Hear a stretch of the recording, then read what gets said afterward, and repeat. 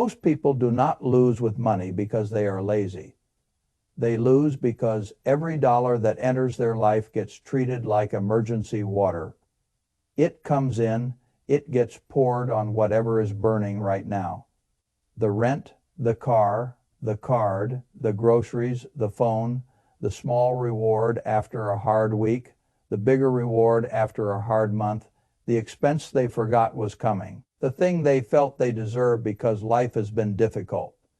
By the time the month ends, the money is gone, the pressure is still there, and the future remains exactly where it was before. That is how millions of people live, not because they are stupid, not because they are incapable, because no one ever taught them the real transition that changes a financial life. At some point, money has to stop being only a firefighter. It has to become a builder. That is the whole game. If every dollar you earn is forever assigned to putting out today's flames, then no matter how hard you work, your future never gets built. Your life may keep functioning, but it never gets stronger. It never develops margin. It never develops resilience. It never develops the kind of structure that turns bad luck from catastrophe into inconvenience. That is why I have always believed personal finance is less about math than about role assignment. What job is this money supposed to do? That question sounds basic. It is not basic. It is life-changing. Because once you start assigning roles correctly, money behaves differently. The same income that once vanished into a blur of reactions begins to create shape.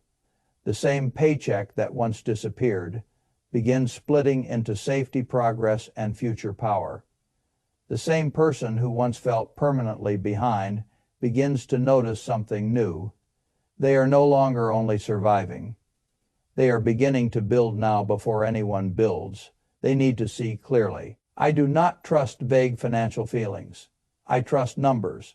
Not because numbers are beautiful, because numbers are honest when people are not. Most people do not actually know where they stand. They know whether they feel stressed. They know whether they feel as if they should be doing better. They know whether they are embarrassed, anxious, hopeful, or tired. Those emotions are real.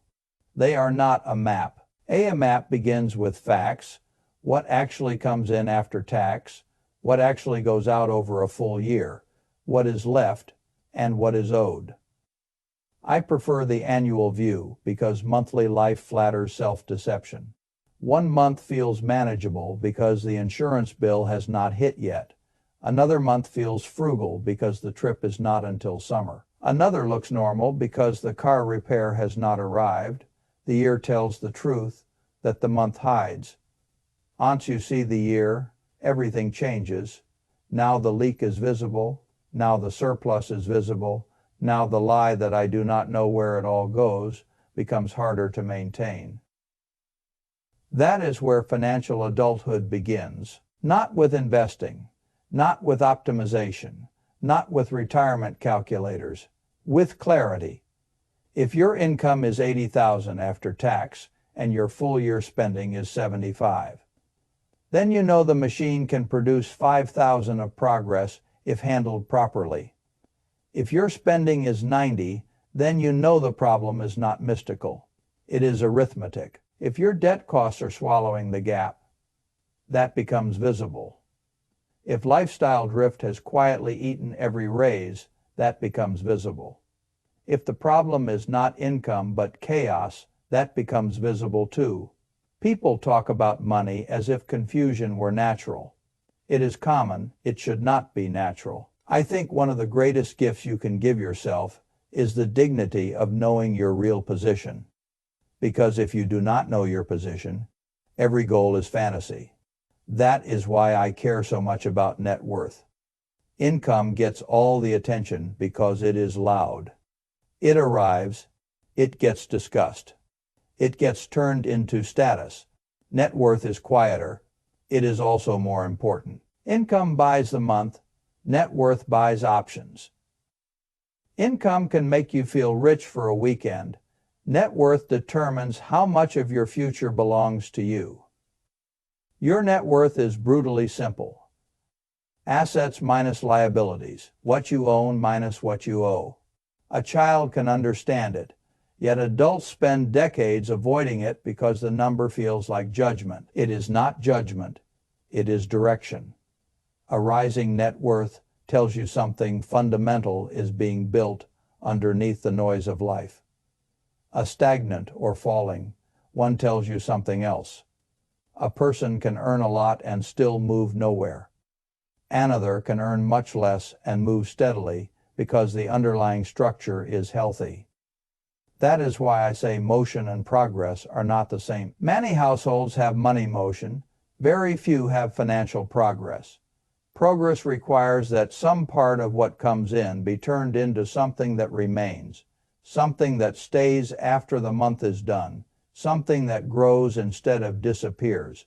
That is why savings matter so much. People think savings are boring because they misunderstand what savings buy. They think savings are just delayed spending, money denied to the present, a pleasure tax, a punishment for wanting things. I think that is exactly backward. Savings are not delayed pleasure. Savings are purchased breathing room. Every dollar saved is one less dollar the future must panic to provide.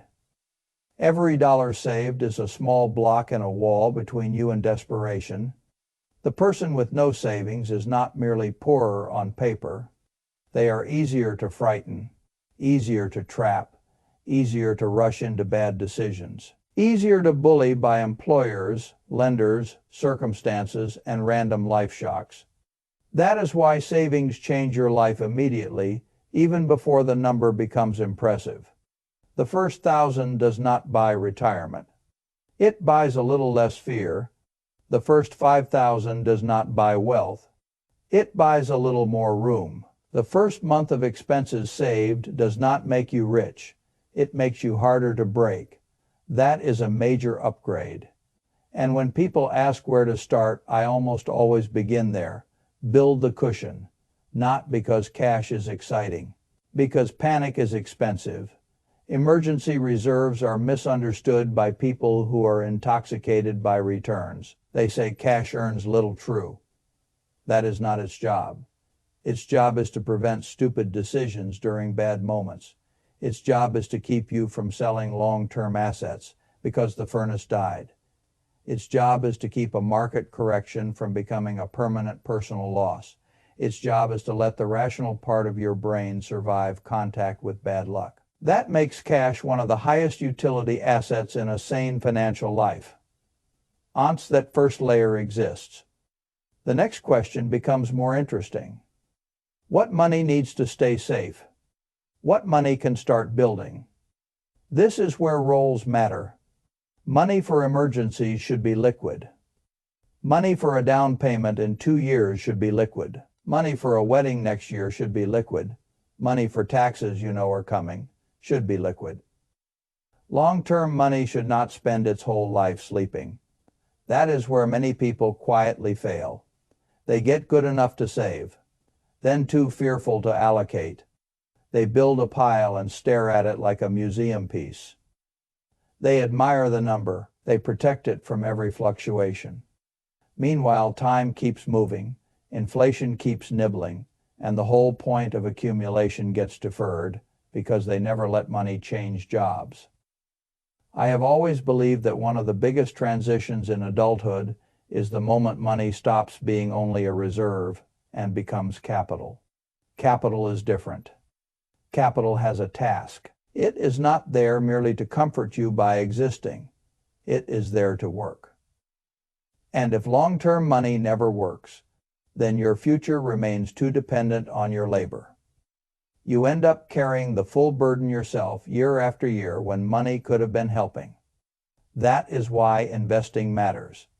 Not because investing is glamorous, because labor has limits. There are only so many hours you can work, so much energy you can spend. So many years of high output your body and mind can realistically provide. Investing allows effort from the past to keep participating in the future. Yesterday's discipline keeps helping. That is one of the only ways ordinary people build unusual freedom without unusual salaries. And people imagine experts, geniuses, hot sectors, predictions, timing calls, secret data, magic picks. None of that interests me much for ordinary households. What interests me is simple, durable exposure to productive assets over long periods. Broad index funds, low costs, tax efficiency, patience, that is the core. You do not need to become a market prophet. You do not need to identify the next brilliant winner. You do not need to make your portfolio sound sophisticated in a conversation. You need something you can live with, continue funding, and continue holding. That is why I like broad index funds, a broad U.S. index, a total market fund, a global diversified fund. These are not exciting stories. Good. Excitement is generally where beginners get injured. Fees matter too, more than people like to admit. Tiny percentages seem harmless until they compound against you for decades. Low fees are not an aesthetic preference. They are one of the few guaranteed edges available to ordinary people. Tax-advantaged accounts matter. Employer matches matter. Asset allocation matters. Your age matters. Your risk tolerance matters. Your concentration risk matters, especially if company stock or any single holding becomes too large a share of your future. All of these things matter, but they matter within a larger truth that people forget. Personal finance is personal. The portfolio should fit the person, not the ego. Some people can tolerate more volatility. Fine. Some need more bonds as they age. Fine. Some can sleep through a 20% drawdown. Others cannot. Fine. The correct strategy is not the most heroic one. It is the one you can actually continue through bad weather. Continue is the magic word, because compounding only works if the process survives you. That is the real secret beneath all of this. Wealth building is not usually a story of brilliance. It is a story of systems. Know where you stand. Know your surplus, know your net worth, understand your tendencies, give your money roles, kill the toxic debt, define the goals, map the year, check in monthly, keep safety, money safe, put long-term money to work, use tax-efficient vehicles, diversify, avoid concentration, respect your temperament, do not overcomplicate. Continue. If you do that, you do not need to be a member of the top 1% to behave in the few ways that actually build wealth. And that is encouraging because it means the great edge available to ordinary people is not intelligence. It is consistency. Consistency is how income becomes savings. Savings become assets. Assets become net worth. Net worth becomes freedom. That is the chain. And once you see that chain clearly, money stops feeling like chaos and starts feeling like a system you can finally use. That is all most people ever needed. Not a secret, a map and the discipline to follow it.